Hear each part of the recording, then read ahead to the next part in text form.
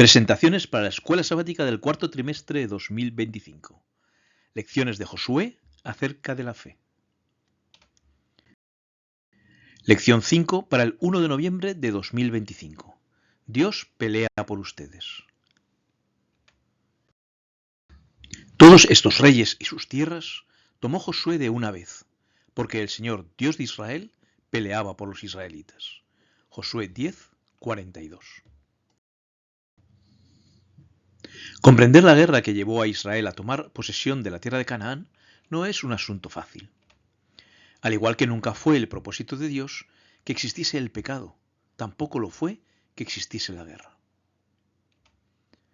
Entonces, ¿por qué la muerte de tantas personas? ¿Puede ser considerada santa esa guerra? Para poder entender algo de este problema, debemos ahondar en el concepto bíblico de la guerra y en los valores morales que estaban en juego en ese momento crítico de la historia. Veremos una cuestión de iniquidad, una cuestión de justicia, el concepto bíblico de la guerra, destruidos por elección propia y buscar la paz. Una cuestión de iniquidad. Y en la cuarta generación volverán acá, porque aún no ha llegado a su colmo la maldad del amorreo hasta aquí. La arqueología ha revelado que la religión de Canaán era exactamente lo que la Biblia dice: hechicería, adivinación, comunicación con los muertos, espiritismo y sacrificio de niños. Cuando entres a la tierra que el Señor tu Dios te da, no aprenderás a hacer según las abominaciones de aquellas naciones. No se ha hallado en ti a quien haga pasar a su hijo o a su hija por el fuego, ni quien practique adivinación, ni agorero, ni sortilego, ni hechicero, ni encantador, ni adivino, ni mago, ni quien consulte a los muertos. Porque es abominación para con el Señor cualquiera que hace estas cosas, y por estas abominaciones el Señor tu Dios echa estas naciones de delante de ti. A esto hay que añadir el rito de la prostitución sagrada, que de sagrada tenía bien poco, practicada tanto por sacerdotes como por sacerdotisas. Aunque estas prácticas ya eran comunes en el tiempo de Abraham, Dios les concedió más de 400 años de tiempo para que rectificasen su conducta. Finalmente, había que poner fin a estos ritos aberrantes que rebajaban la moralidad de las personas y fomentaban toda clase de vicios. El exterminio de los cananeos evitaría, al menos durante un tiempo, la degradación moral de la humanidad.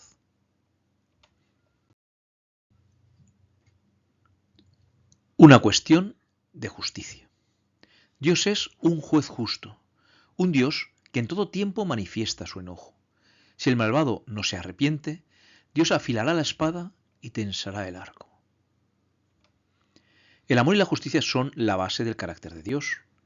Esto hace de Él un juez justo e imparcial, que aplaza el castigo con el fin de que el pecador se convierta, pero que no tolerará el mal para siempre. La guerra para conquistar Canaán no se realizó por motivos imperialistas, sino por la orden divina de ejecutar el castigo que sus inicuos habitantes merecían.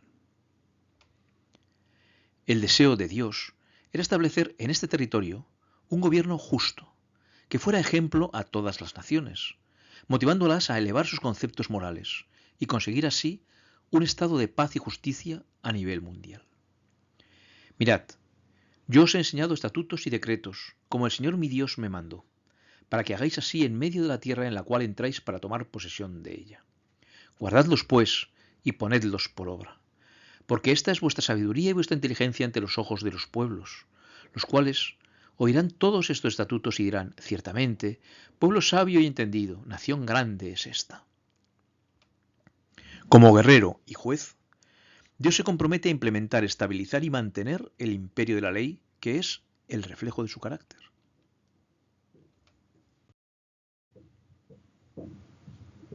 El concepto bíblico de la guerra. Entiende pues hoy que es el Señor tu Dios el que pasa delante de ti como fuego consumidor, que los destruirá y humillará delante de ti, y tú los echarás y los destruirás enseguida, como el Señor te ha dicho. Bíblicamente, las guerras debían limitarse a situaciones específicas y eran definidas por Dios mismo. Estas son las normas que regían las guerras autorizadas por Dios. No se permitía un ejército profesional. Los soldados no recibían paga y en ocasiones ni siquiera podían tomar botín. Solo se permitía guerrear por la conquista o defensa de la tierra prometida en ese momento histórico particular.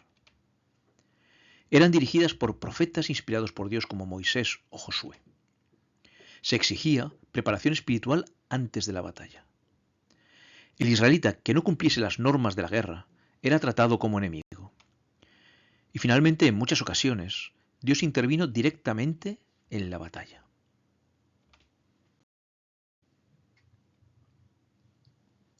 Destruidos por elección propia.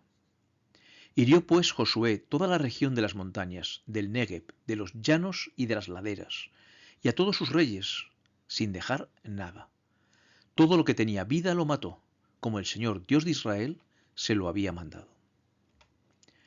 Todo el territorio de Canaán fue declarado anatema, es decir, dedicado a la destrucción. Todo ser vivo debía morir.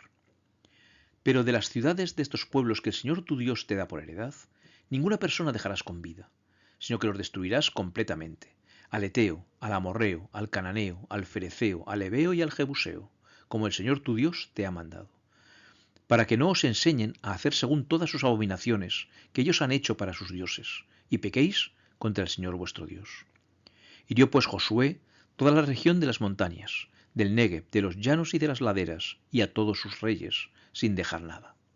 Todo lo que tenía vida lo mató, como el Señor Dios de Israel se lo había mandado. Sin embargo, había excepciones.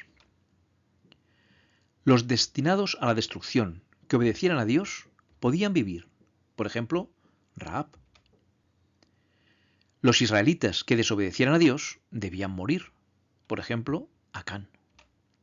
Ante Dios, cananeos e israelitas eran vistos de la misma forma, imparcialmente. La diferencia consistió en que unos decidieron empecinarse en su rebelión contra Dios y otros decidieron obedecerle. Ahora, la decisión sigue siendo nuestra.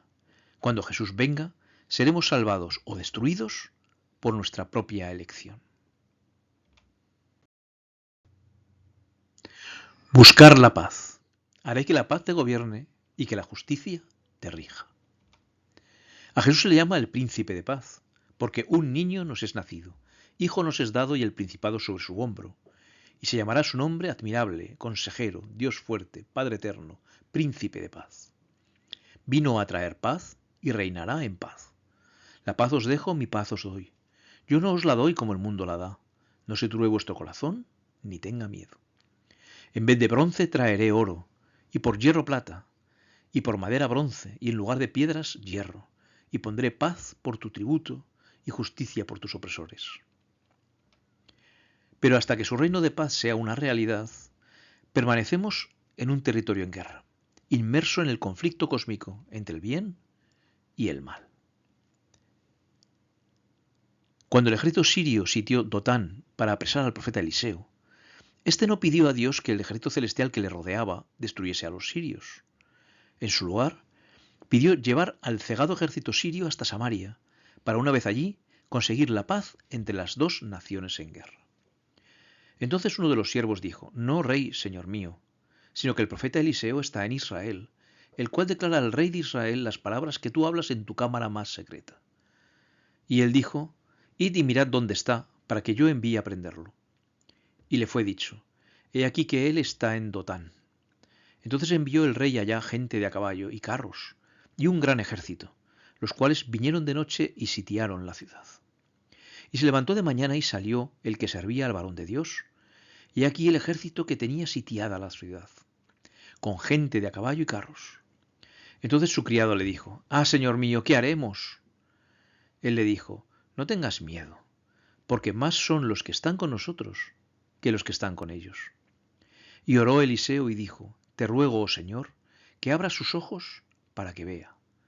Entonces el Señor abrió los ojos del criado y miró, y aquí que el monte estaba lleno de gente de a caballo y de carros de fuego alrededor de Eliseo. Y luego que los sirios descendieron a él, oró Eliseo al Señor y dijo: Te ruego que hieras con ceguera a esta gente. Y los hirió con ceguera, conforme a la petición de Eliseo. Después les dijo Eliseo: no es este el camino, ni esta es la ciudad. Seguidme y yo os guiaré al hombre que buscáis. Y los siguió a Samaria. Y cuando llegaron a Samaria, dijo Eliseo: Señor, abre los ojos de estos, para que vean. Y el Señor abrió sus ojos y miraron, y se hallaban en medio de Samaria. Cuando el rey de Israel los hubo visto, dijo a Eliseo: ¿los mataré, padre mío? Él le respondió: no los mates. ¿Matarías tú a los que tomaste cautivos con tu espada y con tu arco? Pon delante de ellos pan y agua, para que coman y beban, y vuelvan a sus señores. Entonces les preparó una gran comida, y cuando habían comido y bebido, los envió, y ellos se volvieron a su señor, y nunca más vinieron bandas armadas de Siria a la tierra de Israel. Este es el ejemplo que Jesús nos enseñó: buscar siempre la paz en el conflicto, vencer al mal con el bien.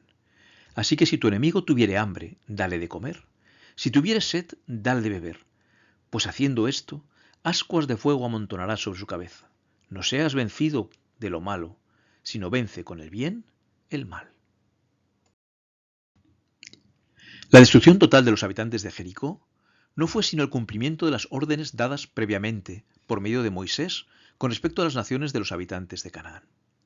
Muchos consideran estos mandamientos como contrarios al espíritu de amor y de misericordia ordenado en otras partes de la Biblia, pero eran, en verdad, dictados por la sabiduría y bondad infinitas. Dios estaba por establecer a Israel en Canaán, para convertirlo en una nación y un gobierno que fuera una manifestación de su reino en la tierra. No solo habían de ser los israelitas herederos de la religión verdadera, sino que habían de difundir sus principios por todos los ámbitos del mundo. Los cananeos se habían entregado al paganismo más vil y degradante, y era necesario limpiar la tierra de lo que con toda seguridad habría de impedir que se cumplieran los bondadosos propósitos de Dios.